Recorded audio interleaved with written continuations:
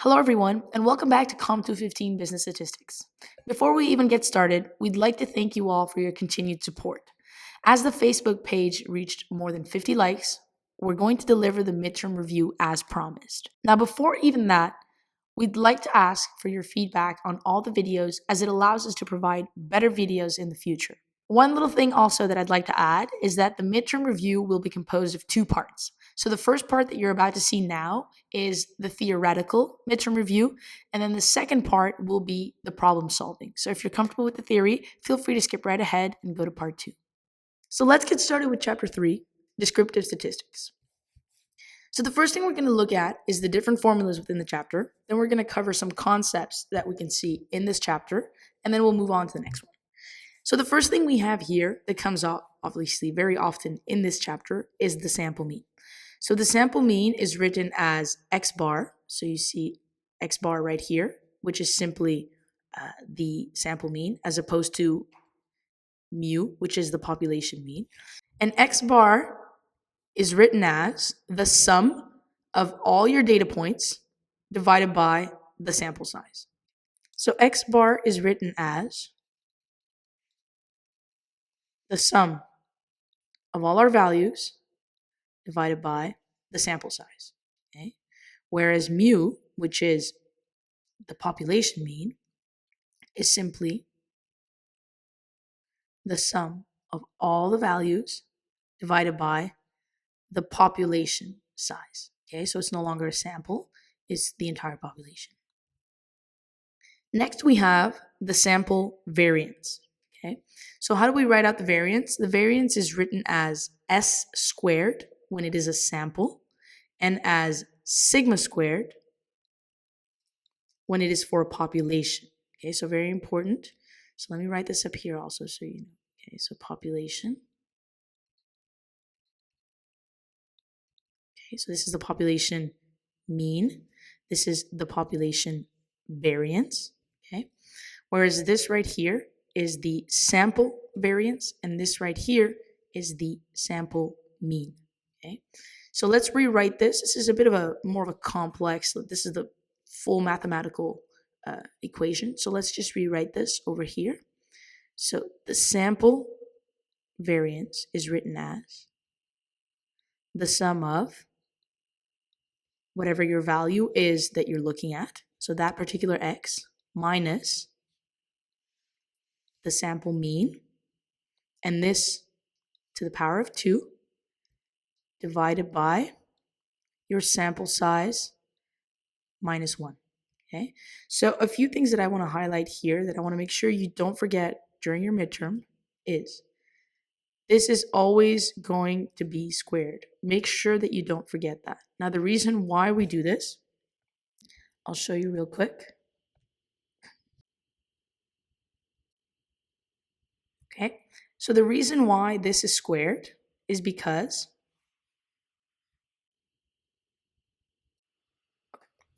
so let's say this is my sample mean, and then I have my x right here. On this side, it's going to be a positive number, right? Because this x is going to be greater than the sample mean. So this is just going to be to the power of 2. But let's say that I have an x over here. This x is a smaller number than the sample mean. And so this is going to give me a negative difference. And so for that reason, we want to make sure that we square all the differences between the x's and the sample mean so they don't cancel each other out. Because this difference right here added to this difference right here is going to cancel each other out unless we square them. Okay, so very important not to forget to square them. And the other thing that's very important is this right here, okay? N minus 1. Now, the reason why we do N minus 1 is because in this particular situation right here, this is for samples, okay? And so by doing the sample size minus 1, we're increasing the variance of the sample. Because think about it, the most accurate measure is the population, right? Anything else, obviously the bigger the sample size, the more accurate, but anything else other than the population itself is going to be less accurate. And so we do n minus 1 to take into account that lesser level of accuracy. So we take the full sample size and we remove 1 in order to increase the degree of error. Why? Because n minus 1 is essentially giving us a smaller denominator, which is going to give us a bigger variance. Okay. Now, this is the variance. Okay. So oftentimes you're going to be asked for the standard deviation. Two very different things that are derived from the same concept. So what is the standard deviation? The sample standard deviation is S, and the population standard deviation is sigma. Okay, so I'll put it once again over here so you don't get mixed up. Okay, so this is the population. This right here, the S, is the sample. Now, very simple. We're just going to add one more thing to the variance to get the standard deviation.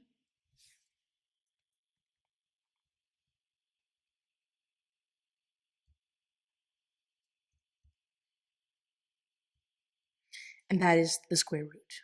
Okay, so once again, we're going to have at the top the sum of all the differences, which are the x's, minus the x bars, to the power of 2. Don't forget the power of 2. Okay, remember, the power of 2 cancels out the differences. Very important.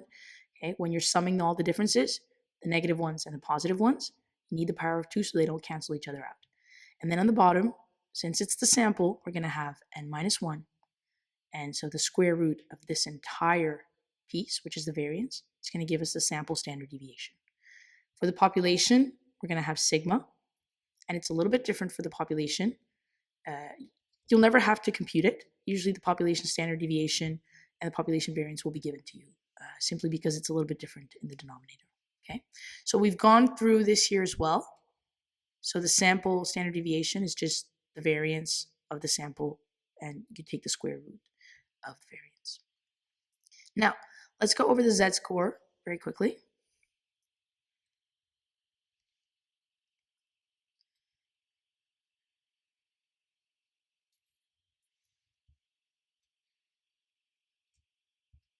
All right. Wonderful. So, what is the z-score? The z-score is simply a different way to look at the differences between the mean and numbers across the normal distribution. Okay, so what do I mean by that? Let's just do a couple of little example here. So here we have our mean. Let's say here I have any random number, and here I have, let's take another one. Let's pick any letter. Let's just go with A. Okay, just for the sake of example. So how does this work? I know that the difference between my x and my mean is going to give me a number in the unit of the normal distribution, right? But in order to compute probabilities later on, I'm going to need to determine the z-score. Now the z-score, all that it says is that I have a 0 here, and for this same x, I'm going to have a given z-score that's going to allow me to go look at the z-score distribution table in order to determine probabilities. Okay, so for every x, there will be a z, and at the mean, the z-score is 0.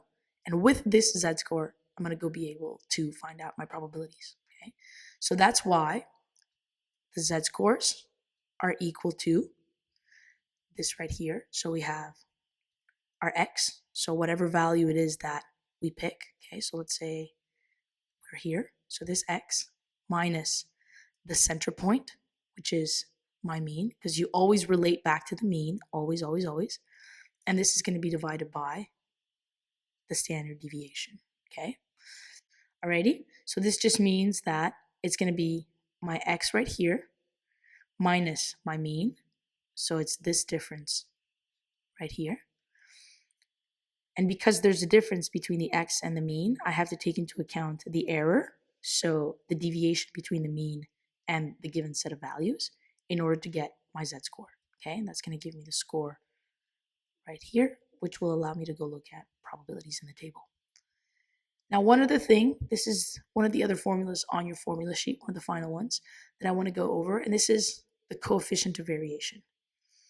What is the coefficient of variation? Okay, the coefficient of variation, CV, you'll often see it like this, is simply the standard deviation divided by the mean, multiply by 100, okay?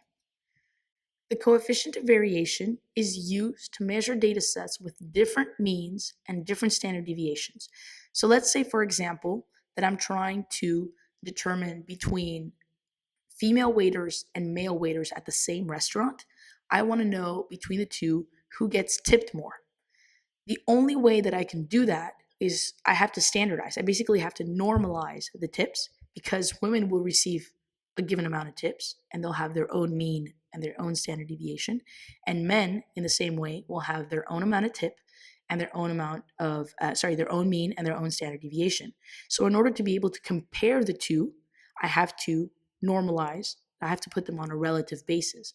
So, how I do that is simply divide the standard deviation of one category by its respective mean, and then I'll multiply by 100. And then I can compare the two values. So I do it for both, and then I can compare. So I'm just going to write this out for you guys so you know what it is. So let me take a second here, write this out.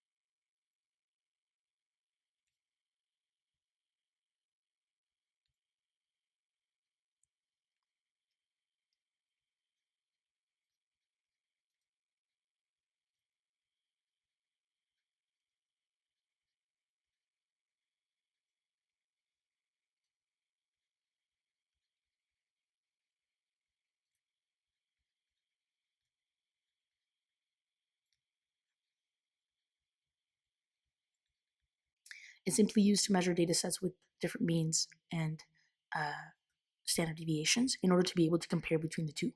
Okay, so like I said, use the example of male and female waiters.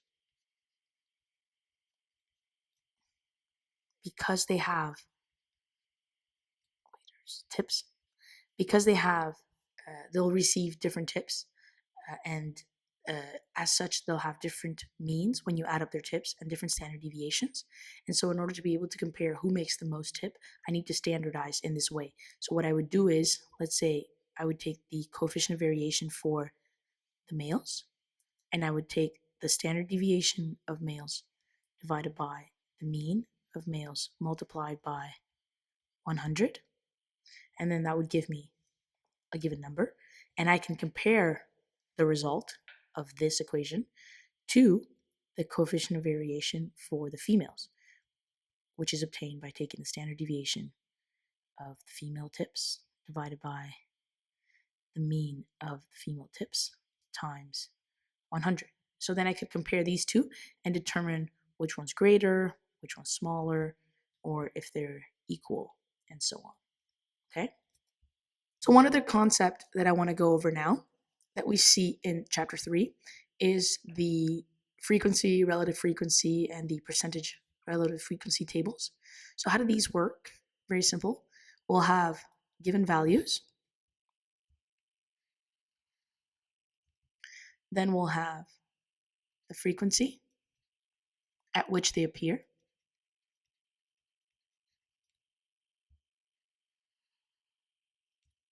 Then we'll have the relative frequency.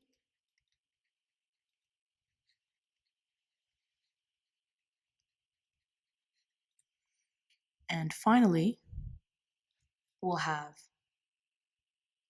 the percentage frequency. And oftentimes, at the very end, you'll also have the cumulative frequency.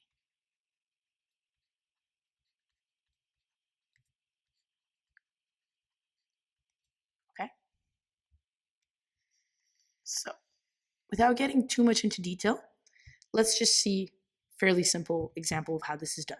So let's say I have Monday here, okay, the days of the week. So Monday, Tuesday, Wednesday, and so on, okay? And I want to know how many times people at the office go to the bathroom on Monday.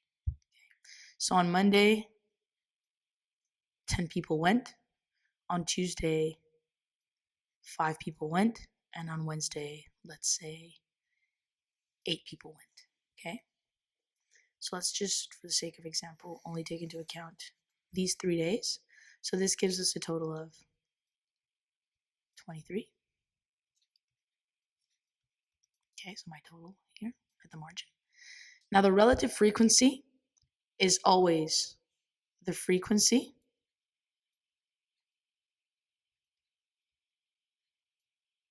divided by the total. Okay, so what would that be? So for Tuesday, it would be 5 divided by 23. For Monday, it would be 10 divided by 23. And for Wednesday, it'll be 8 divided by 23, right? And so the total will obviously be simply a 1 because it's 23 divided by 23.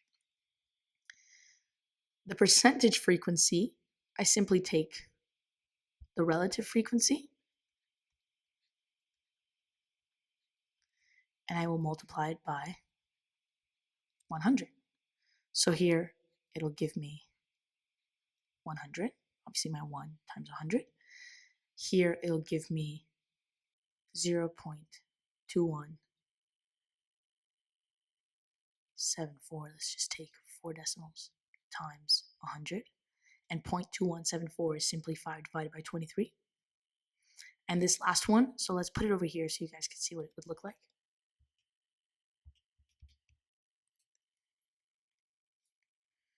So this would be 0.3478.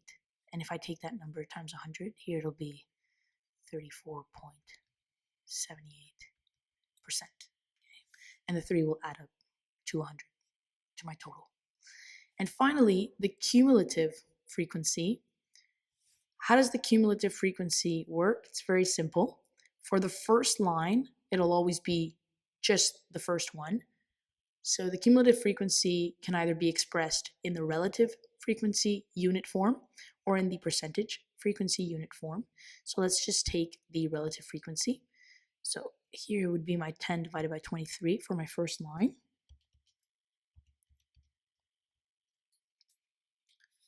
So this here is, let's do both actually. Let's put both in here. So if we express it in relative frequency form, here it'll be 0.4347. Here it will be the first line added to the second line, okay? So the idea of cumulative is you always start with the first one, and then in the second line, you have the second line and the first line. In the third line, you have the third, the second, and the first, and so on and so forth. So here, it would be Monday plus Tuesday, okay? Let's do this, not to get confused. Okay, so in my second item here in this box, it would be my Monday plus my Tuesday. So it'll be 0.4347, which is my Monday, plus 0.2174, which is my Tuesday. So this is a total of 0.6522. And then in my third line, it'll be my Monday, my Tuesday, and my Wednesday added together.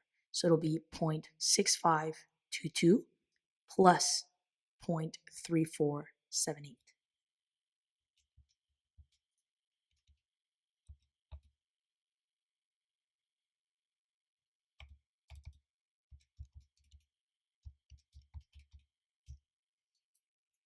Which should equal 1, right? as we're getting closer and closer to the total. So the last column, the last row here could either be 0.43475 plus 0.2174 plus 0.3472, or obviously you know that the second row here, 0.6522, has already includes the first line, so you can simply take this second line and just add the Wednesday, okay? So the cumulative frequency can also be expressed in percentage, which would be here 47.43, apologize, 0.47, here 65.22, and here 100. Okay, wonderful. So this is how the table works. Very important. Now, one small thing that I want to highlight about this table, as this has come up in the past, how do you do an ogive? Okay, an ogive utilizes one thing and one thing only in this table, and that is this right here. Okay, the ogive uses the cumulative frequency to build the table. Okay, you don't need anything else. This is all you need. So how the ogive would work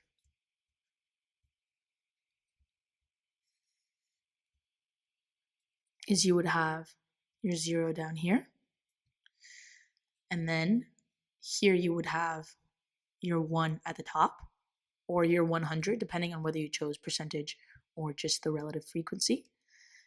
And then you plot. So here you would have the x's. Okay, so notice how there's the x right here. So let's say we would have Monday, Tuesday, and Wednesday. Okay, and so then on my y scale, I'm going to have my cumulative frequency. Very important. So here it would be, let's say, here we have 0.5. So Monday would be at 0.4347. Let's do it at about here. Tuesday would be at 0.65. Let's do it at about here. And Wednesday is all the way at the top of the 1. So this right here, it's a little bit crooked, I apologize. So this right here is an ogive, okay? So there's no reason that you shouldn't know what one of these is. Don't be taken by surprise. So the ogive utilizes the cumulative frequency, and it's simply on the x-axis, whatever x units or values you have. And on the y-axis, it's going to be your cumulative frequency, either in percentage form or in relative frequency form. Okay, and it should always add up to the total, which is 1 or 100. Okay, so the next concept I want to go over is how to describe the data. Okay, this chapter is, after all, called Descriptive Statistics. There are 4 ways to describe data.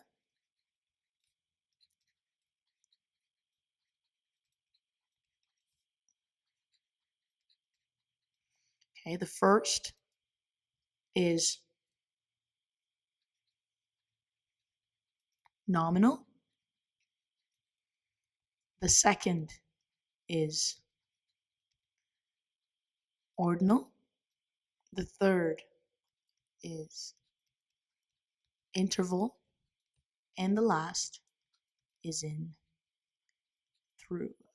ratio. Okay? So what does each imply? Let's go over each one fairly quickly. Nominal data implies that there is no order, simply categories. What do I mean by that? Let's take, for example, your marriage status, or your relationship status, rather, I should say. Your relationship status, if you have to check this in a government form, it could either be single, married, divorced, or it could be divorced, single, married.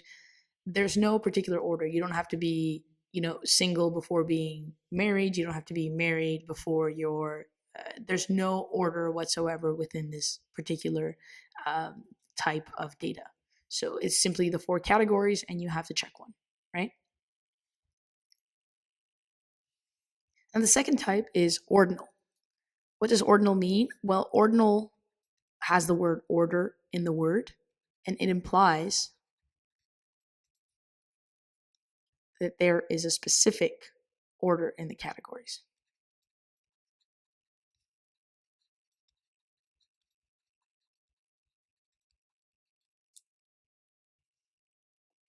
So what do I mean by that? Let's take, for example, something can be good, very good, and excellent. Okay? So this implies a specific order. You can either say things are excellent, very good, and good as they get worse, or you can either say things are good, very good, and excellent as they get better. If you were to check something off like this in a government form, they would be ordered in this way. You would never see excellent, good, and then very good. That's simply awkward. The data needs to be ordered. Whereas nominal, it's really just the words, no particular order. It could be, let's say, male, female, female, male. There's no order to that. Okay. Now moving on to the third category, which is interval.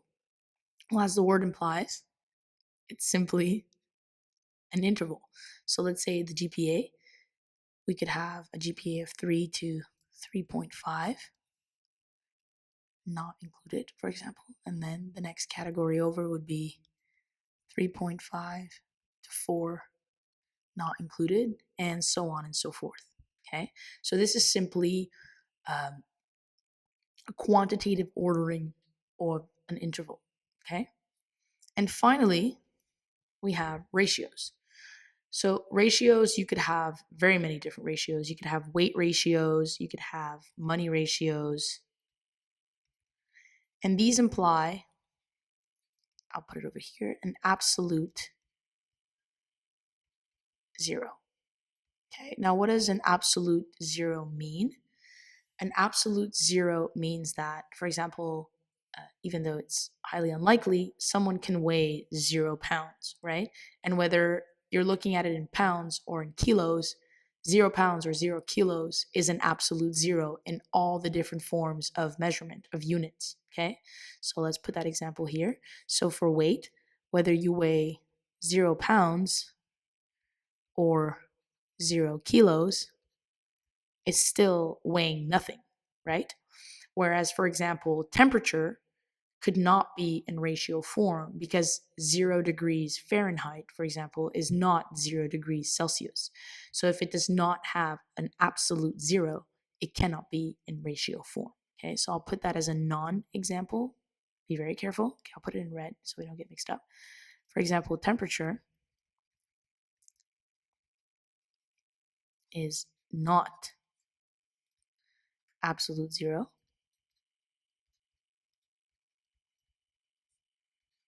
Why? Because 0 degrees Celsius is not the same thing as 0 degrees Fahrenheit. Okay, so temperature is not a good example of something that you can do in a ratio. However, you could use an interval for temperature. Okay, so very important. Now, one more thing I want to highlight before we move on. Let's put it in yellow here. 1 and 2 are, as I mentioned here, categorical. What does that mean? That means that they use words. Okay, so 1 and 2 use words, whereas 3 and 4 use numbers. So what does this mean in a more intelligent way, if you will? These are quantitative, whereas these are qualitative. Okay? So very important. And one last thing not to forget, and this will help you remember them in this particular order, so 1, 2, 3, 4. Ratio data can be expressed in interval form. Interval data has to be ordered, and ordinal data is nominal, meaning that they are words, simply they have to be ordered. Okay? So another concept I want to go over that's very important in this chapter is everything that you'll need to solve a box plot question. All right. So let's get into all the different terminology, if you will, all the different items that you'll need for a box plot. Okay. There are quite a few things. So the first thing you'll need is the median. So the median, as you all know, is the middle value within a data set. But in order to obtain your median, it's very, very important. I can't stress this enough.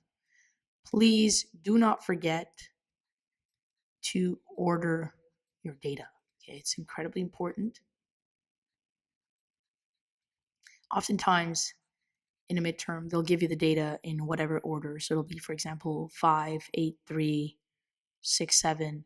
Make sure that you order it from smallest to biggest.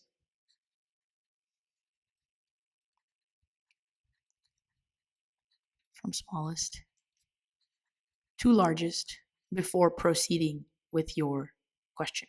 Okay, it'll allow you to get the median really quickly, and it'll allow you to get the min, the max, and so on really quickly.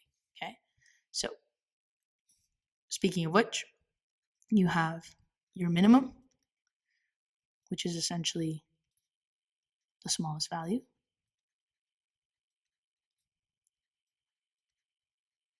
You have your max, which is essentially the largest value. Then you'll also need your quartile 1, your quartile 3. And what are these? Very simple. The quartile 1 is the 25th percentile. The quartile 3 is the 75th percentile. As a side note, the median is the second quartile, or the 50th percentile, okay, which makes sense. It's halfway through the data set, right? Exactly at half.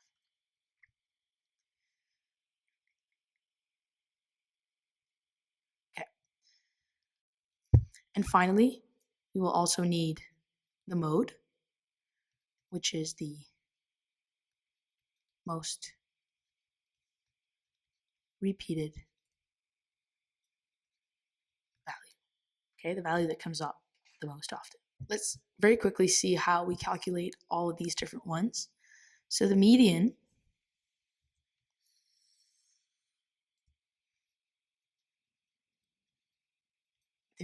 often expressed as just a capital M. So the median is very simply 0.5, since we know it's the 50th percentile. It's really the middle value. It cuts our data set in half. So it's 0.5 times my sample size. And what will this give me? This will give me my position. It will not, be very careful, it will not give you your value. It'll give you your position, which will allow you to determine what value that is. Okay, so 0.5, because I know it's the 50th percentile, so it's in the middle, times my sample size will give me the position of the median. And then once I have that position, once my data is ordered, I simply count out until where I need to be, and that value will be my median. So let's say, just very plainly, my data set is equal to 1, 2, 3, 4, 5. So 0.5 times n, here I have 5 numbers within my sample size, so my n is equal to 5. 0.5 times 5, so for my position, it's equal to 0.5 times 5, which is equal to the position 2.5. And so then to get my value, I simply need 2 look for this position. Now, I want you to pay attention here. It's very important. The position will either be expressed in 0.5 or in a full number, depending on the sample size. If the sample size is an even number, your position will be an even number. If the sample size is an odd number, your position will be an odd number, which means that it'll be at a 0.5, right? So how do we determine the value? There's two ways to do this. If we have an odd number position, we will simply round up to the next position.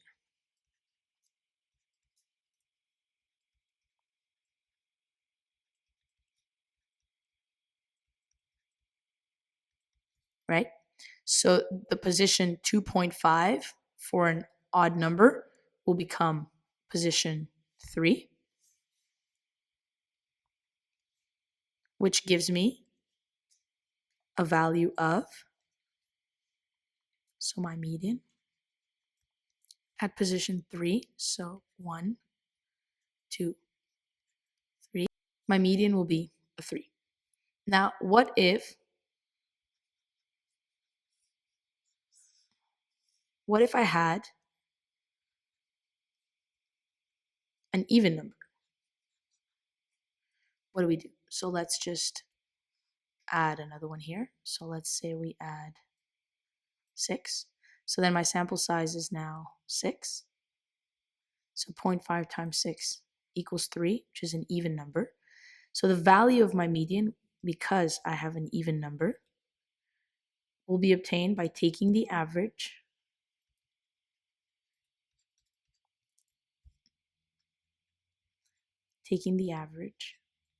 of the value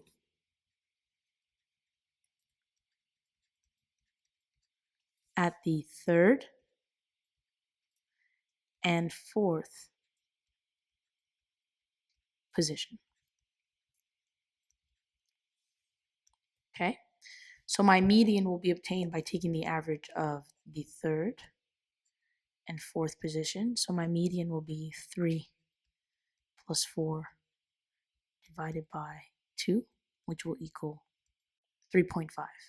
Okay, now the concept of the median, the position, and then the value is also applied to the first and third quartile. Why? Well, very simply, the median is the 50th percentile, the second quartile. So we can apply the same logic to the 25th percentile and the 75th percentile, right?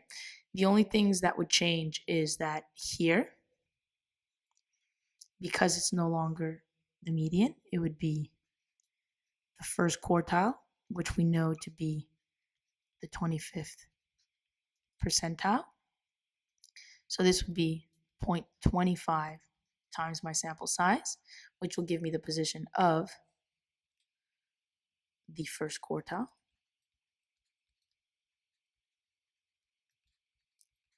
So my sample size is 6. The position will be 0.25 times 6, which will give me 1.5. So then we apply the same logic that we saw earlier. Because it's an odd number, we know that we're going to round up. So we have an odd number, which means round up to the next position. So my value is going to be found. So the Q1 value is going to be found at the second position. And that will be right here at the value of the first quartile would be 2. And once again, we can apply the same logic to the third quartile. So the 75th percentile, 0.75. Once again, sample size doesn't change, it is 6. So here it's going to be the position of the third quartile, 0.75 times 6. It's 4.5.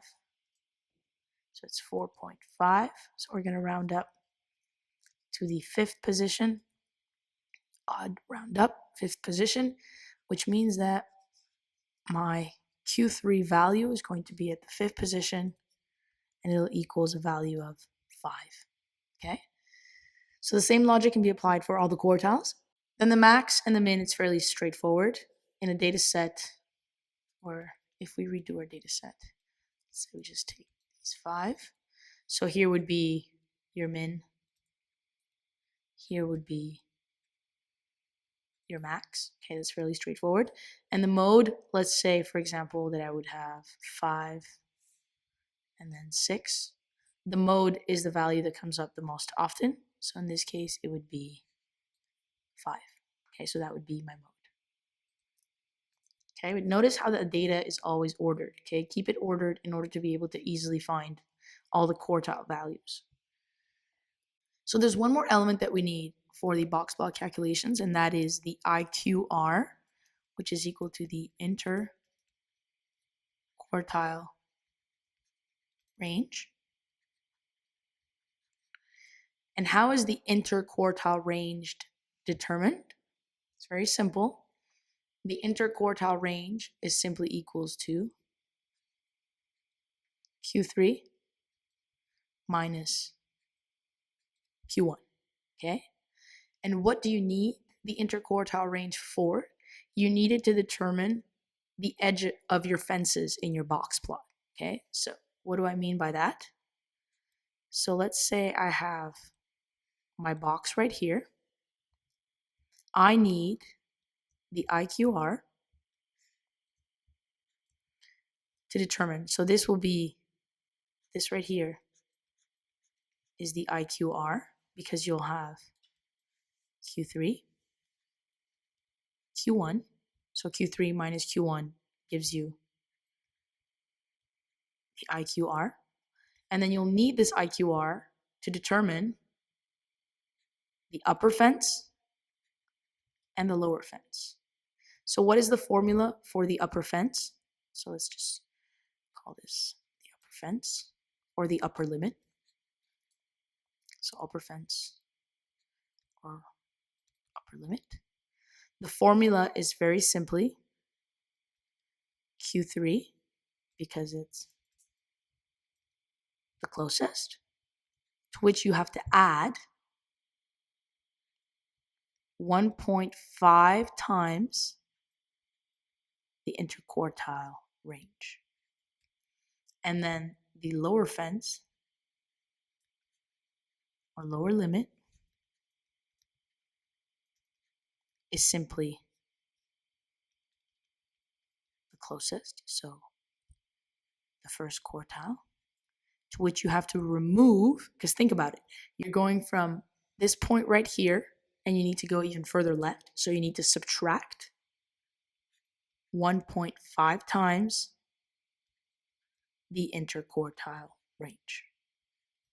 Alrighty, so this is how you obtain the lower limit, the upper limit. And then any value in your data set beyond the limits, whether on the left-hand side at the lower limit or on the right-hand side at the upper limit, is an outlier, okay? So any value that falls outside the fences or the limits, whether on the right-hand side at the upper limit or on the left-hand side on the lower limit, so any value that falls outside of these is considered an outlier.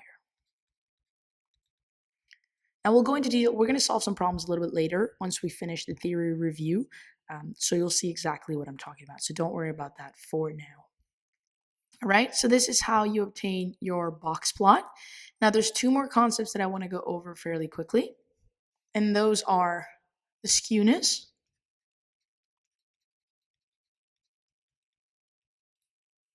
and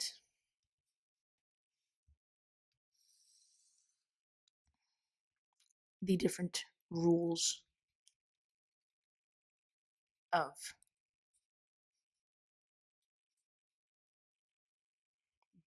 bell-shaped distributions. So let's start with the skewness.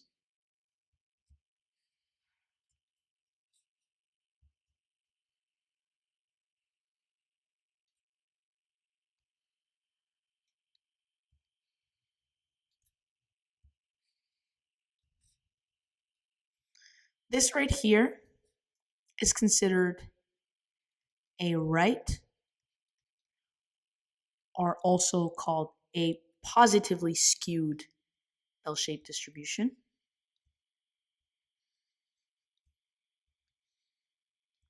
This right here is considered a left. So notice how I'm drawing the arrow going towards the left. Here I'm drawing it towards the right. So this is a left or negative skewed curve. And the center one here is simply the normal distribution, meaning that it's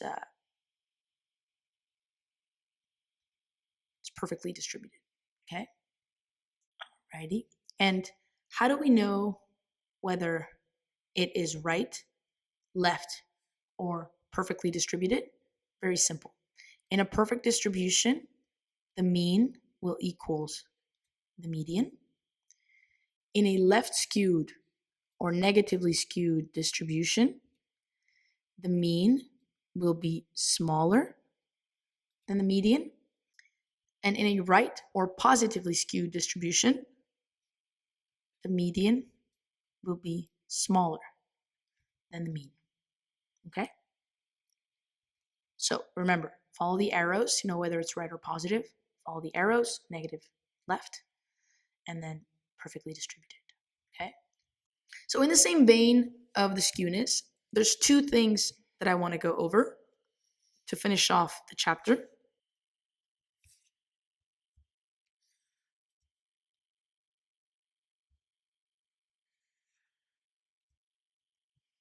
Okay? And that is the first one here called the empirical rule. And the second one here is Chebyshev's rule. Okay? So, what do these mean? Oftentimes, you might find in an exam that they'll give you a problem where they give you the z-score or the probability according to one of these two rules. And you have to be able to recognize that and identify it. So, what does the empirical rule imply?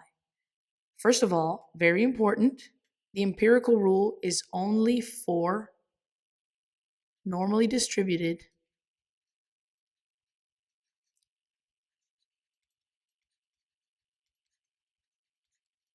bell-shaped curves. Okay? Only. And what will this allow us to do? This will allow us to evenly divide up our bell-shaped curve into 6 different pieces. So what does that mean? That means that one standard deviation away from the mean, okay, so my mean will be right here. So one standard deviation away from the mean is equal to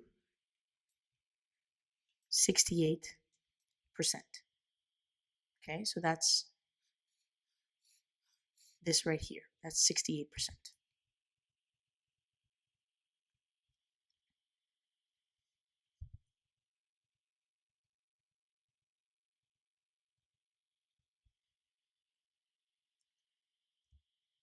Two standard deviations away from the mean. So 2 standard deviations away from the mean is equal to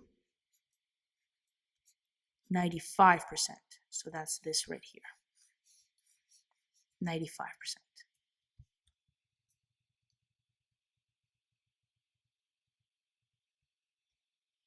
And finally,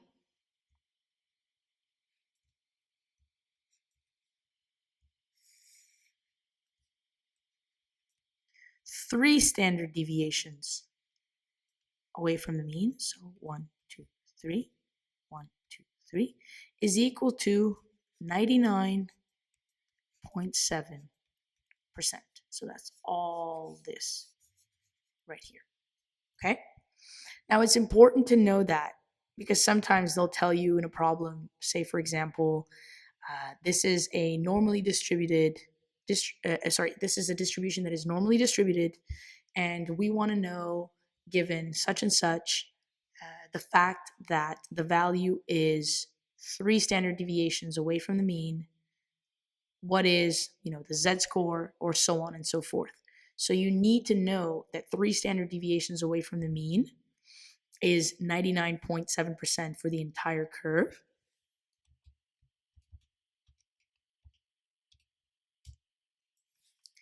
And 49.85 for half the curve. Okay? So you need to know for the empirical rule what the value is for half the curve. So 1 standard deviation away from the mean, this is 34%. Why? Because for the entire curve, it's 68%. And because it's normally distributed, that means that the right-hand side equals the left-hand side. So know both the value for the entire curve and know the values cut in half. So if just one portion, 1 standard deviation away from the mean is 34%, okay? 2 standard deviations away from the mean, right here. So 2 standard deviations away from the mean is 47.5% for half, or 95% for the entire thing, okay? So very important. Know these because they might come up in a problem as just the empirical rule percentages, and then you'll have to deduce the z-score accordingly. Now moving on to Chebyshev's rule. Chebyshev's rule is only used when the distributions are skewed.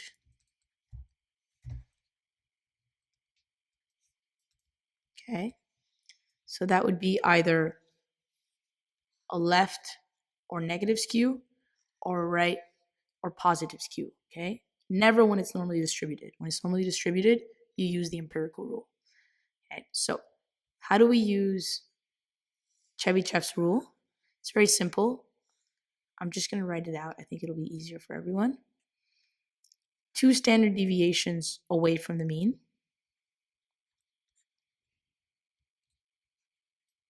is equal to 75%. 3 standard deviations away from the mean is equal to 89%. And 4 standard deviations away from the mean is equal to 94%. So just know these percentages in case, once again, that in the problem, they add that extra layer of difficulty and they refer to a distribution that is skewed and they say the value is 3 standard deviations away from the mean. So you need to know that that's 89%, okay? And then they'll always tell you whether it's right or left skewed, and you'll be able to distribute the 89% accordingly. So now let's move on to chapter 4.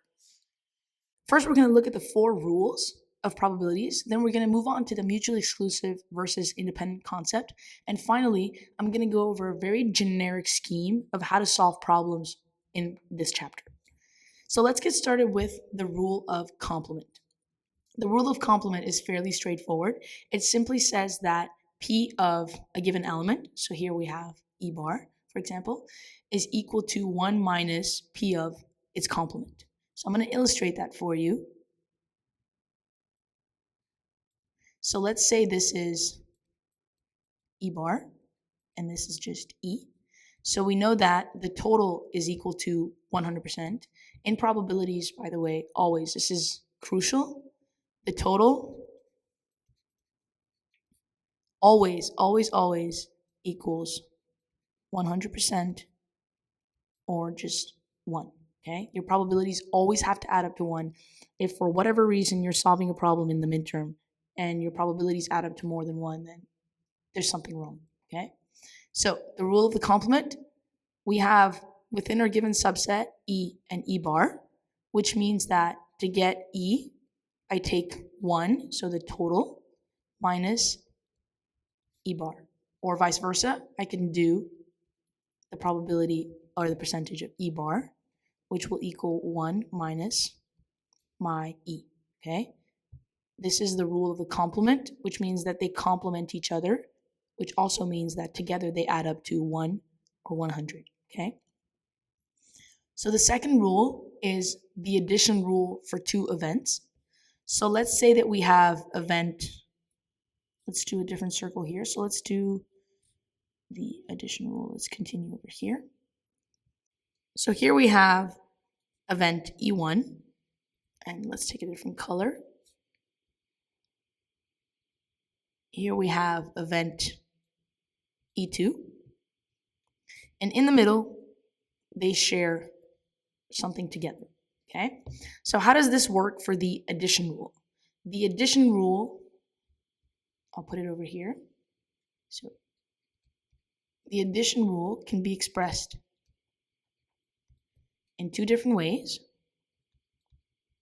which is either the union, or in words, it's the or, okay? So what I mean by that is the probability of E1 or E2 is going to equal to the probability of E1 or E2, union E2. Okay, they mean the same thing. It's simply you can either use the or the U for the union of the two. Now, the long version of this, which is what you see right here, is simply, oh, by the way, I apologize. This is supposed to be the probability of this and the probability of this. Same here, the probability of this and the probability of this. Okay, I apologize. So how do we write this out the long way? This simply means that if I want to union E1 and E2, so if I want to add them up, because it is, after all, the addition rule, what am I going to do? I'm going to do the probability of E1, and I'm going to add the probability of E2. But then I have to be very careful to subtract this little piece right here. Why? Because if I don't subtract it, I'm going to be adding it twice. So I'm going to remove, I'll explain in just a second. So I'm going to remove E1 and E2, okay? Which is the same thing as saying the probability of E1 plus the probability of E2 minus the probability of E1 and E2, okay? So remember, this is the union, so the marriage between E1 and E2, and this is just the and, so think of this as if it was like an A right there, okay?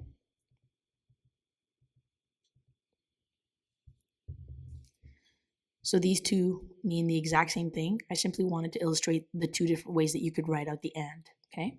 Now, why we do this, I'm going to show you in visual form. So P of the probability of E1, we know is our green circle, right? The probability of E2 is our orange circle, right? So what are you doing right now? Right now, you're currently adding this piece once and this piece a second time. Okay, so the little part that they have in common right here, which, by the way, you've all no doubt guessed, is the probability of E1 and E2. You're adding it twice. So you're adding it a first time here, and then you're adding it a second time here. So in essence, you're double counting it, which is why we add these two together, and then we have to make sure to remove the center, okay? So we remove the and, what they have in common. I shouldn't say the center. I should say what they have in common, rather. So we remove it once, so then we're only just adding it once, okay? So that's how the addition rule works. We remove the and to make sure we're not double counting. Now let's take a look at the conditional probability. The conditional probability simply says the probability of event 1 given that event 2 has already occurred, okay? So it's the probability of this right here, event 1, that I'm looking for. This is what I want. My bar means given. It could also be, oftentimes you'll also see conditional 2. So this is just some keywords that could come up. So the probability of this right here, event 1, that's what I want, but it's given that something else has already occurred, okay? Which is this right here. This would be my condition. Okay? So in words, this would be, what is the probability of event 1 given that event 2 has already occurred? Okay, so event 2 had to have occurred prior to event 1 in order to get this conditional probability. And this is written out as the probability of what they have in common, which is their and. So the probability of event 1 and event 2 divided by the condition, which is the probability of, in this case, event 2. Okay? So once again, this here says, what is the probability of event 1 given that event 2 has already occurred, which translates into when they both occurred together, so the and, divided by event 2 having occurred prior, so the condition, okay? And this can also be written in this form right here, which is simply applying simple math rules in order to isolate for the and at the top. So I want to isolate for this right here. And in order to isolate for that, I'm simply going to take my denominator on the right-hand side and move it over to the other side. So what will that give me? I'll put it down here. So this is equal to the probability of 1 and 2, which is equal to the probability of E1 given E2 multiplied, so I'm simply taking the denominator to the left, multiplied by the probability of E2, which is my condition, okay? So this is simply to isolate for the and right here. That is the general multiplication rule, okay? So now that we've seen the 4 rules, I want to go over 2 concepts which you can prove using the 4 rules. So these are a bit more theoretical, so just stay with me for one moment. So we're going to look at mutually exclusive versus independent, okay? This can often come about as just an additional, side question in a midterm problem, and you need to know theoretically what they mean, because that can come up in a multiple choice, and also how to prove or disprove one or the other with using the rules, okay? So let's just write out what these 2 concepts actually mean and just go over theoretically what they are. So the first thing to know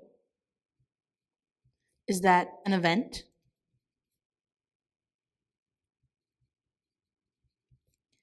cannot be mutually exclusive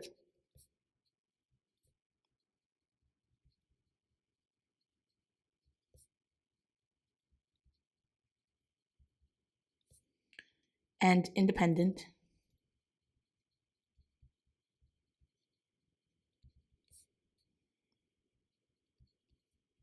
at the same time, okay? Why? The reason being that 2 mutually exclusive events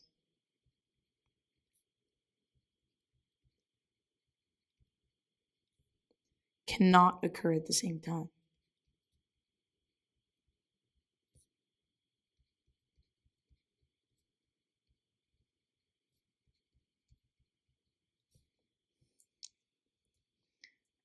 Think about it this way.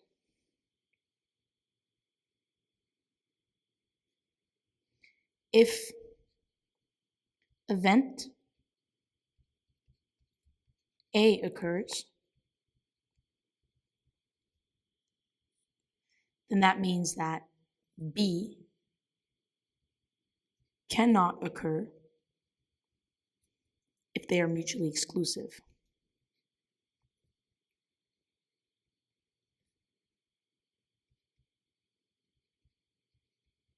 Now, I think most of you are visual usually, so how do we illustrate mutually exclusive events? They're illustrated as follows, okay? So notice how they have nothing in common. There is no and between event A and event B. These two events are mutually exclusive. Why? Because if one event occurs, the other can by default not occur, okay? So for example, if you're attending Concordia, you're attending a Monday morning class at Concordia, you cannot attend a class anywhere else, as you cannot be present in two places at the same time. So those two events are by default mutually exclusive, which means that if A occurs, it prevents B from occurring, okay? So these two mutually exclusive events cannot occur at the same time, like simultaneously is what I mean by that. So that's the first thing. Now, the second thing, B, as a result of this, of point A, mutually exclusive events are dependent. Okay, very important. Not independent, they're dependent, which means that they depend on one another. Why? Let's go back to point A. We said that if I'm attending a class Monday morning at Concordia, I can obviously not be attending a class at McGill at the same time, right? And so the fact that A is occurring is stopping B from occurring. And so B not occurring is dependent on A occurring. Do you see the logic? So what I mean by this is, if A is occurring, then B cannot occur. So B not occurring depends on whether A is occurring or not. So that's why mutually exclusive events are dependent.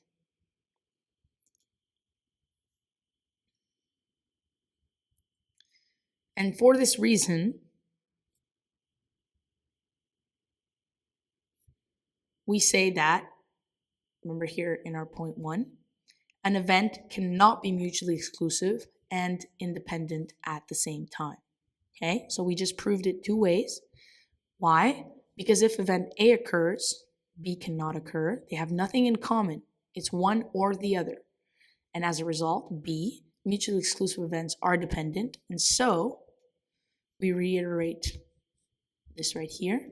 An event cannot be mutually exclusive and independent at the same time. Okay, very important. And now the second point that I want to make is that two events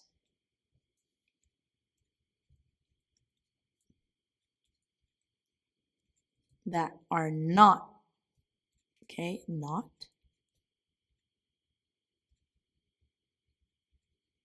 mutually exclusive can or cannot, so one or the other, be independent. Okay, so here it's different. It's independent. And what do I mean by this? So if two events are not mutually exclusive, okay? So if they're not mutually exclusive, that means that one occurring does not stop the other from occurring, okay? So let's take, for example, rolling dice. Okay, I think that's the most common example. If I roll one dice only, whatever outcome I roll for that one dice, it is mutually exclusive. Because if the dice lands on a 1, it cannot land on anything else. Whereas if I roll two dice those events are not mutually exclusive in their outcomes. And what I mean by that is if the first dice lands on a 1, the second dice can land on any other number. So given that they are not, the outcomes are not mutually exclusive, they can or cannot be independent. Now in this case, for the dice, they are independent because dice A's outcome has no impact on dice B's outcome. Now where they can be independent is, for example, let's say that we have a given budget, okay, and we buy a certain amount of food with the budget. That outcome, whatever is left over with the budget, whatever we will do with the leftover budget will be dependent on the first part of the budget, but they're not mutually exclusive because you can do more than one thing with your budget, right? If you don't spend it all, obviously, you can divide your budget between two different things, and whatever you do in event B will be dependent on however much you spend in event A. So that is a case where the two events A and B are not mutually exclusive because they can occur at the same time, and are dependent because they depend on the same budget, okay? So very important. Don't get mixed up. So let's look numerically at how we can differentiate the two. We know that mutually exclusive events have nothing in common, and one stops the other from occurring, right? So if they have nothing in common, what does this translate into for mutually exclusive events? Let's put it up here.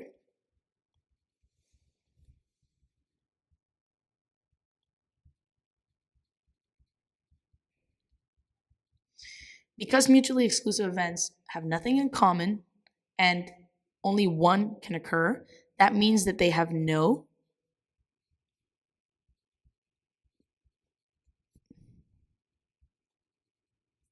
there's no probability of an and. So the events, there's no, notice here, like I said, there's nothing in between. So mutually exclusive events have no and, okay? And for independent events, numerically, how you can tell if two events are independent, it's quite simple. In the conditional rule, we know that the probability of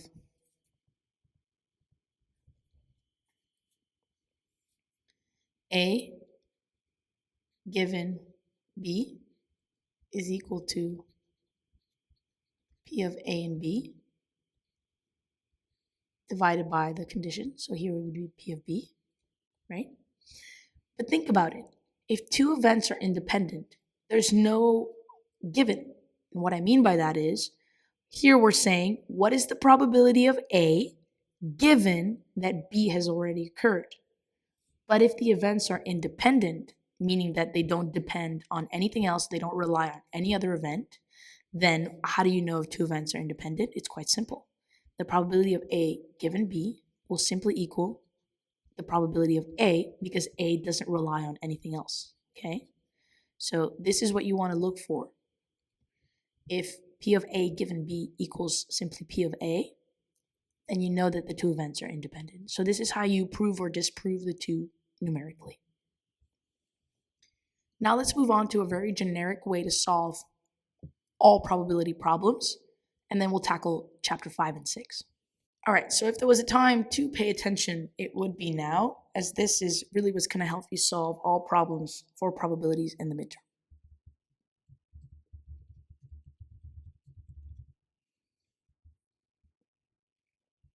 There are two ways that you can solve probability problems. One is either using the tree schematic, or the other one is using the table. Now, I would suggest learning and understanding both, because sometimes a table will be given in a midterm problem and you don't want to be cut off guard not knowing how to use the table and then, complicate your life trying to use the tree when the table is already provided and you simply have to fill it in, or vice versa. A tree could be given with some holes, or oftentimes I would say when problems are given in a written form, the tree is often easier. So really try to learn and understand both and use whatever you're most comfortable with if there's no specification in a problem, or at the very least, you'll know how to use both, okay? So let's start with the tree. Actually, let's divide this up. So we'll put the tree on this side, the tree diagram, and we'll put the table on this side because I really want you to see the differences between the two methods of solving problems. Okay. So how does the tree work? It's quite simple. From every knot, we'll stem a given number of branches. And what you need to remember is that all the branches that tie back to a knot, their probabilities have to add up to 1. So what do I mean by that? So let's say here we have event A, and here we have event B.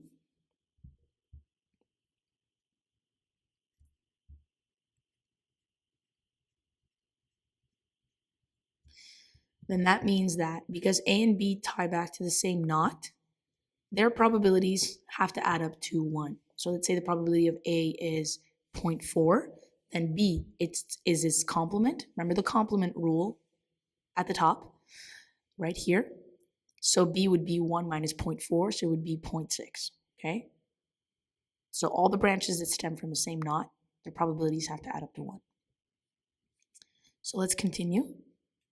So let's say we move on to the second level. So this here would be, let's say, level 1. So now let's do level 2. So the second level of the tree. So once again, we have 1 and 2. Could be more, but let's just keep it fairly straightforward. So here we're going to have a given probability. Here too. And then finally, so this is going to be my third level. I'm just going to draw out the entire tree and then I'll get into it. And then I'm going to have this right here, this right here, this right here, and this right here. So what have we done here? We know that the first branch here is the probability of A, right? And then here in the second level, we're going to have an added element. So this means that given that A has already occurred, so given that A has already occurred, what is the probability of, say, M, okay? And here it's going to be given that A has already occurred, what is the probability of Z, okay? And here on the bottom, given that B has already occurred, so my level 1 comes before my level 2. So given that in level 1 B already occurred, remember, so look, if you trace the line back, then B came first, right? So let's say, what is the probability of M? And here, given that B has already occurred, what is the probability of Z? So in the second level, we have the conditional probabilities, okay? And finally, this will be our level 3. So what do I have here at the very end? So this is the probability of A, this is the probability of B. Do you remember when we isolated our end? So we know that P of A and B is equal to P of my condition. So P of B multiplied by, let's say, P of A given B, right? So what do we have here? We have P of B and we have the given. So wouldn't you agree that this would be the AND? So the probability of Z and B. So if I multiply the conditional by the condition, which I know the condition is the one on the right-hand side, I obtain the AND, right? So here I would have M and B. Here I would have M and A. And here I would have Z and A. right? All because I know my rules, and I know that to isolate the and, I have to multiply the conditional with the condition, right? Now, as a side note, just a little parentheses, which I'm going to put right here. Be very careful, because even though the and can be written either P of A and B or P of B and A, think of it this way. If you're on the corner of Guy and de Maisonneuve, or de Maisonneuve and Guy, it's still the same intersection, right? So P of A and B or B and A is the same thing. However, for the conditional, it is not the same thing. P of B given A, even though the and at the top is the same, so let's say B and A, or it could be P of A and B, okay? At the top, the intersection is the same. On the bottom, it always has to be the condition. So here it would be P of A and P of A, okay? So be very careful with that. Just because the top is interchangeable, B and A or A and B, the bottom isn't. The bottom always has to represent the condition, okay? So always has to represent the condition. And that's what will allow you to determine what the right elements are in level 2 and level 3, okay? So how do we finish off the tree? It's very simple. Here we have M and A, and here we have M and B. So what's the commonality between the two? It's the M, right? So if I take M and A and M and B, and I add them up, what am I going to get? The probability of M. The probability of M. Think of it this way, okay? If I add up M and A, and if I add up M and B, what's the common letter? It's the whole of M, right?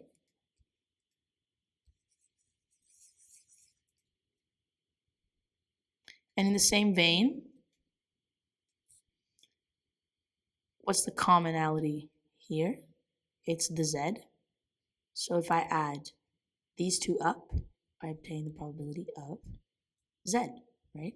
All the elements of Z, which are Z and the A and Z and the B, will give me the full Z. And now, here's the kicker for the tree. If you add M and Z up, you should arrive at 1, okay? Because that's all the elements of the tree. So you started with element A, element B, then you had their conditions, then you had all the intersections. So if you take into account all the intersections that include the initial first two elements, you'll have all the probabilities found within the tree.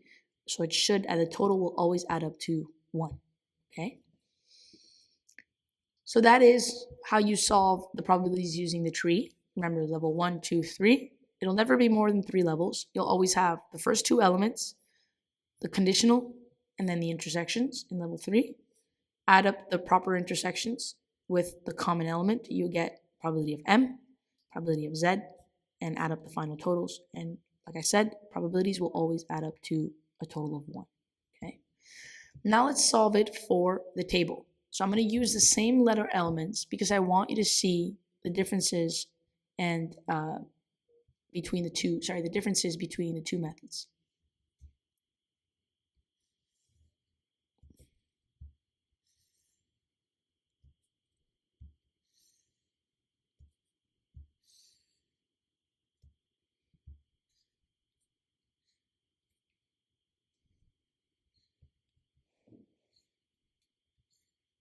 All right. So in the table, it's very simple. How does the table work? On the outskirts of the table, what we call at the margins, you'll have your total. So all the different elements that are found within the problem that you're trying to solve. So here we would have, let's say, A and B, okay, which we have here. And here we would have M and Z, which is the other element that can be found within the problem, right? And how does the table work? The table shows you the intersections. So here you have the intersection of M and A. Here you have the intersection of M and B. Here you have the intersection of Z and A. Here you have the intersection of Z and B. And so then at the final margin, what would we see? We know that if we add M and A and M and B, we will obtain M. Z and A, Z and B, we will obtain Z. And in the same vein, going towards the right, M and A, Z and A, what's their commonality? It's A. And M and B, Z and B will obtain the probability of B, right? So here's the different elements that are found within the problem, their intersections as we cross the two together. So this, the crossing of this and this, crossing of this and this, and then we have their total value at the margins. And here you have the grand total. So now, one thing that I really want to highlight. Notice how the table gives you the intersections, whereas the tree, you have to solve for the intersections. So what is it that we can't find in the table? In the table, we have the total elements here, so their probabilities. And we have the intersections. What are we missing? The conditional. So the table means that we have to solve for the conditional. But we know how to do this very well. So let's say we take the probability of Z given A. This will equal the probability of Z in A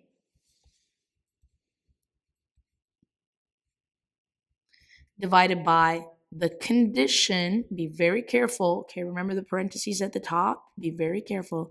So by the probability of A. Alrighty?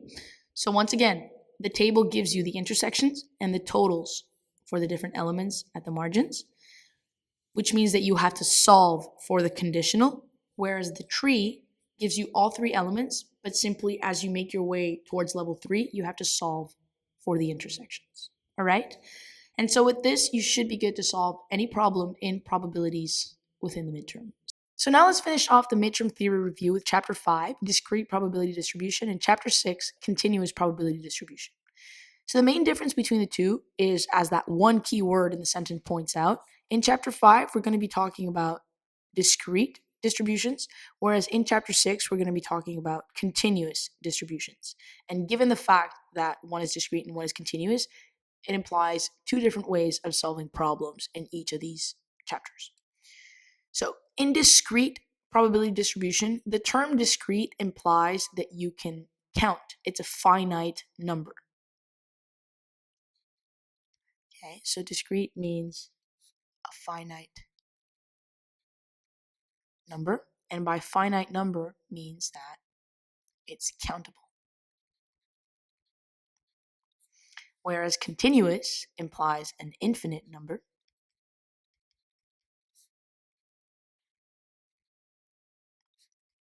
which simply means that it's hard to frame in your mind. You could have either multiple decimals, or you could have numbers that are simply so large that they're hard to frame within a given countable set in your mind. So now that we've seen Chapter 4 probabilities, the way to compute mean, standard deviations, and the way to solve problems from here on out is going to be using those probabilities. So let's just quickly run through all the formulas that we're going to see from here on out that are going to help us solve the problems. So these formulas, as I just mentioned, are going to utilize probability. So the first one that we have here is the mean. So E of X, which is equal to my mean, is going to now equal the sum of all my x's multiplied by the probability of each given x. So let's just do a quick illustration of how we would go about something like this.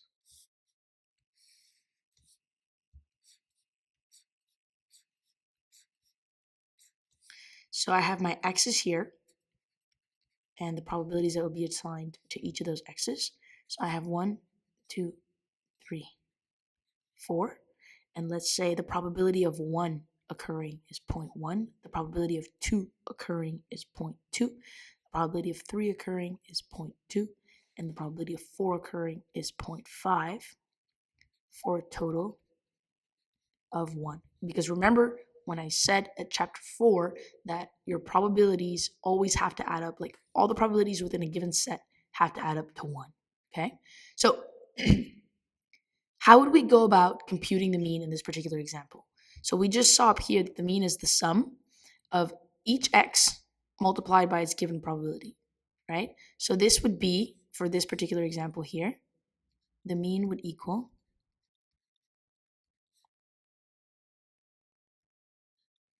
1 times 0.1 plus 2 times 0.2 plus 3 times 0.2 plus 4 times 0.5. Okay? And so this would give us a total of 3.1, which is my mean in this particular example. So now let's look at the variance and the standard deviation of a discrete random variable. So it's very simple. We're now going to tailor the formula of our standard deviation and our variance in order to utilize the probabilities that we now know how to compute. So this right here, if you recall from previously, the sample variance was computed by the sum of all the differences, so all the x's minus the sample mean to the power of 2, so they don't cancel each other out, divided by n minus 1, okay? So now we have the population variance, so notice how it's sigma, no longer the s, is equal to the sum of all the x's minus the mean to the power of 2, that hasn't changed, but it's now going to be multiplied, like each difference to the power of 2 is going to be multiplied by its given probability, okay? And the sum of all these differences multiplied by their probabilities is going to give you the variance, okay? All right, so I'm not going to go into detail into the example. I'll just do one or two just so you see how it's done, as we'll go through them in detail when we solve the problems a little bit later. So this would be quite simple.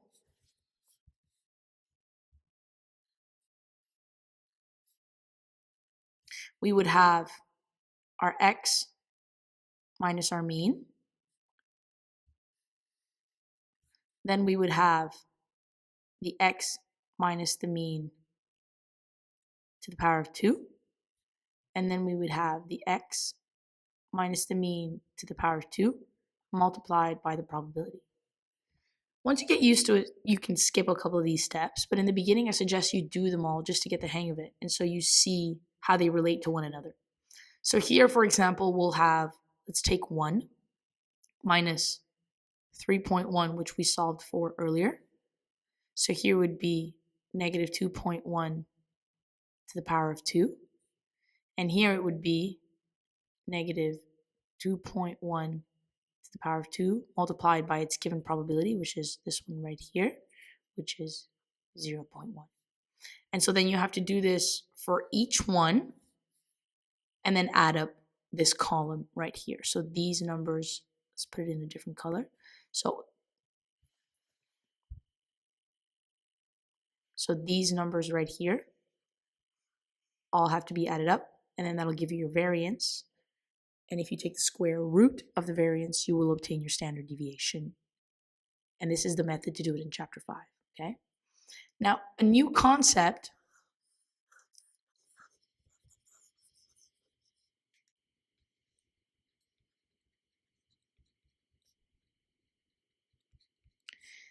that is introduced in chapter 5 is the binomial probability formula, which you can see right here. Now, the binomial probability formula is used for one type of example only, and that is examples that only have two outcomes. So let's put that down right here. So binomial problems are used for when you have only two outcomes. Okay, very important. And what I mean by only two outcomes, I mean that there's only two probabilities. So let's say you have smoking, then the probability of smoking is 60%.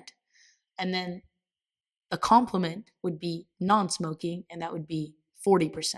Okay, so there are only two possible outcomes. Binomial, by definition, the word bi means only two, and so it means that there are only two possible outcomes. Okay, so I'm just going to run you through the different elements of the formula, which is this one right here.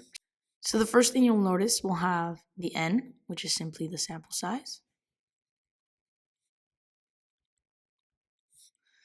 So then we have the x, which is the specific outcome within the sample size that we're trying to determine the probability of. So say, for example, we have a sample size here of 4, and I'm trying to determine the probability of outcome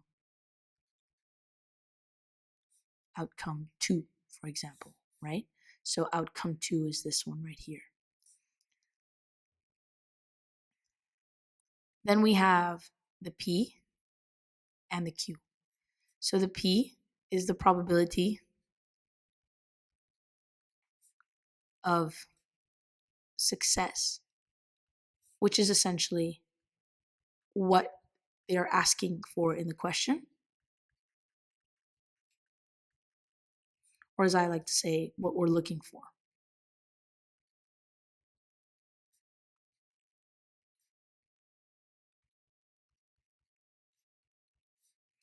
And Q is the probability of failure, which is equal to the complement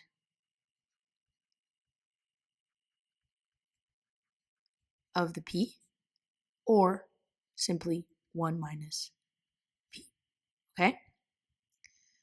And then again, you'll see the exponents here. So the P, the success, what you're looking for, always has as an exponent the outcome that you're looking at. And the Q is always the Q is the complement probability, and its exponent is the complement. So what you're not looking for. So the sample size minus the outcome that you want, which will give you the outcomes that you don't want. Okay? Now, let's just erase this real quick. Given that we now know this about the binomial, and that we know that this is a really specific type of problem within the discrete probability distribution, there is a unique way to compute the mean, the variance, and the standard deviation for the binomial. And that is as follows right here. I won't rewrite these, they're fairly straightforward. The mean of the population for a binomial is the sample size times the probability of the success. The variance is the sample size times the probability of the success times the probability of the failure. And the standard deviation is simply the square root of the variance here. So the square root of n times p times q. So before we take a look at the theory for chapter 6, I just want to give you guys a very generic way that I like to solve binomial problems, which will help you for any type of binomial problem. So let's say, for example, that you have the following outcomes. Okay, so 0, 2, 3, 4, 5, and 6. Okay, so these would be my x's. In binomial, one thing that's very important, do not forget the 0. Okay, so you'll have your given number of outcomes, and then it's very important to put the 0 because the fact that you only have two outcomes, remember earlier I mentioned smoking and non-smoking, there could be no people, so 0 people that smoke. Okay, in binomial, the probability of 0 people or 0 guests or a 0 number is possible for one of the two outcomes. Okay, so be very careful with that. Do not forget the 0 for the x's, for the outcomes. okay? So then these are my outcomes right here. Once again, don't forget the 0. So how does this work? You'll notice that in binomial, they'll either ask you, you'll always have 3 different types of questions. So you'll have the probability of your outcome being one specific number. You'll have the probability of your outcome being greater than or equal than a specific number, or you'll have the probability of your outcome being greater than a specific number. Now, obviously, you could also have the probability of being less than equal to something, or of it being less than something, okay? So let's start with these and then we'll do the other ones. So what I suggest, when you have the probability of x equals a specific number, a specific outcome that they're asking you for in the question, it's very simple.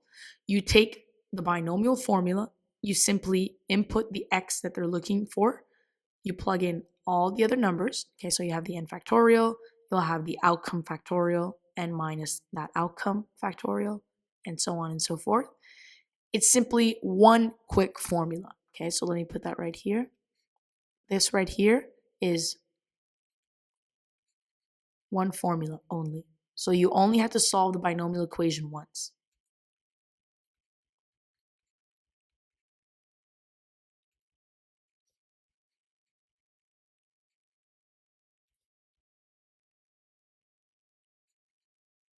For that given outcome.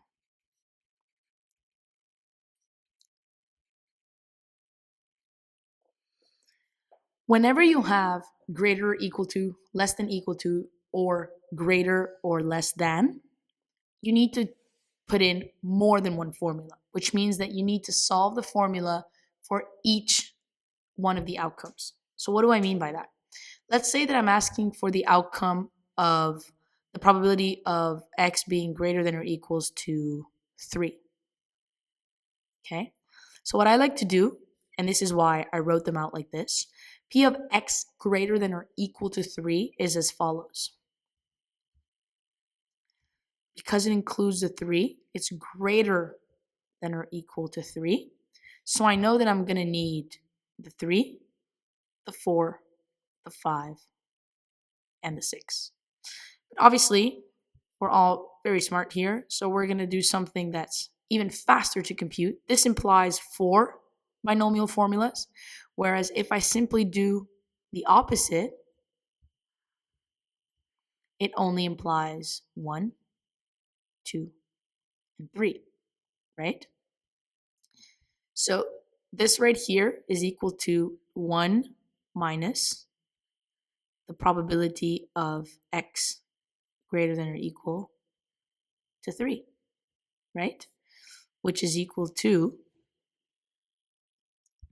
the probability of x being less than or equal to 2, right? So this is why I showed you the greater than or equal to or the greater than, simply because it can be rewritten in this form right here, okay? I want you to get used to this. Try out a couple. So try some greater than or equals to, some less than. This trick is really, really great for binomial problems because if you draw your line as to what the problem includes, you'll always know exactly where the line should pick back up to go the other way, right? So what do I mean by that? Let's say, for example, let's do a different one.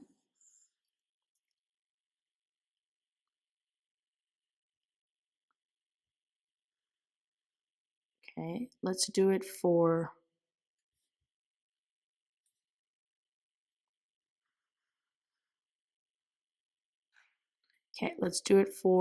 the probability of this one right here at the bottom, p of x greater than 4, okay? So we know that p of x greater than 4 does not include 4. So my bar is going to start right here, p of x greater than 4. So this is p of x greater than 4. And so the complement is this right here, is 1 minus p of x less than or equals to 4, okay? Agree? Now, why I'm showing you this is because in your binomial tables that you'll more likely than not be given in the midterm, the tables work in the same way that when we saw in chapter 3, the cumulative frequency. So the tables work in a way that it's easier to compute for the less than or equal to and the less than. Because when you look in the back of the tables, you'll have, let's say, 0.1, 0.2, 0.2, 0.5 for a total of 1. So the cumulative would be 0.1, 0.3, 0.5, and 1, right? So the way the table works, it's always in the less than or equal to, which means that the tables include the numbers going downward and not going upward. And so that's why it's important to write them out like this, in the less than or equal to, or in the less than. It'll be a lot less confusing and a lot easier to find in the binomial table the outcomes, the number, than it'll be the greater than. Because the greater than implies looking downward, whereas here, let's say this is outcome 1, 2, 3, and 4. So these would be my x's. Okay. So if I want the outcome of less than or equal to 2, I know that it's 0.3. Whereas if I want the outcome of greater than 3, I would have to do a very complicated, well, not very complicated, but it's an extra step that is just going to add a difficulty for no reason.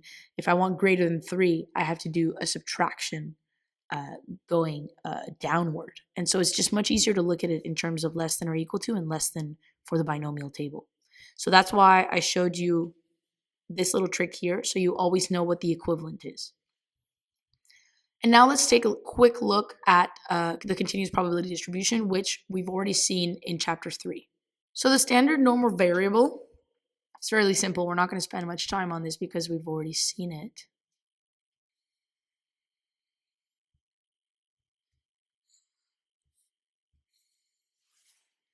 The standard normal variable, the only thing that I want to show is maybe go into a bit more detail than what I had done in chapter 3 regarding the following.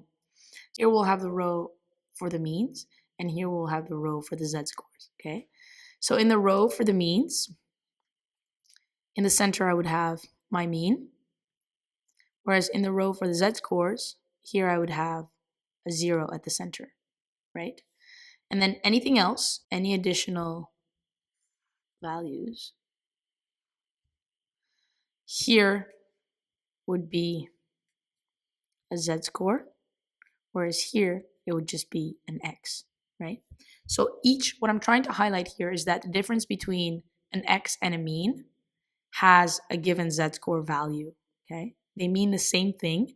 They're simply two different representations of the same element, okay? So this particular x here minus this mean represents this area right here, which is the same area represented by this given z-score right here. And how do we determine the z-score? Well, it's this formula that you see right here. So it's the x minus the mean, and we will divide by the error that this distribution has, so the standard deviation, in order to obtain the z-score.